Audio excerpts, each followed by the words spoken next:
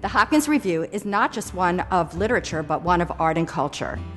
John Irwin, the editor of the magazine, asked me to be a part of it for the first photographic spread, and my landscapes of Brittany were the first time that photography was used in the magazine.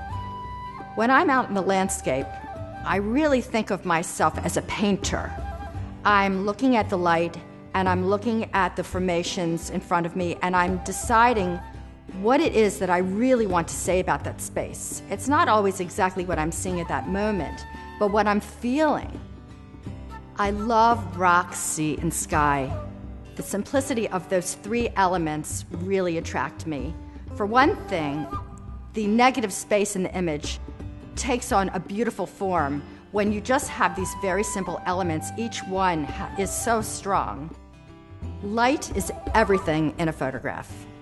For example, the fallen warrior on the coast of Pluminac. And when I encountered it in this very, very bright sunlight, suddenly those deep shadows really created eyes and nose and mouth. The sea became very black behind it in a black and white photograph. And it took on a very emotional quality. It almost looked like he had been in battle and that he was just lying there, just recovering. And so it was a very, very exciting moment to encounter that. Then I had to make a decision, do I want this to be in black and white or color? In the color photograph, the sea is this gorgeous, gorgeous deep turquoise, and the rock is this brilliant, brilliant orangey red. And in black and white, all the wonderful contrast and texture and line become the most important thing. And so it's a different way of viewing an image. I was walking down these wonderful paths in Pluminac, and I was thinking about all the generations of people who had come before me. Just thinking back to centuries and centuries of people walking through these very paths. And then I encountered this rather modern little hut.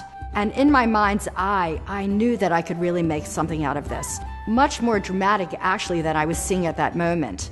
So I rushed back to my hotel room and I downloaded my pictures and I started working on it. And I realized that it had to be in black and white.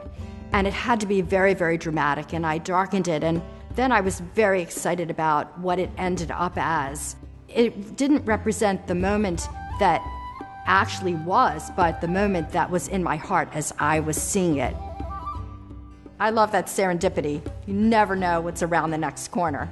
And this is what I really, really enjoy in the landscape, especially, in a place like the Berger or in Brittany, where you round a corner and there is something fabulous that was hidden that you had no idea you were going to encounter, and suddenly all is right with the world.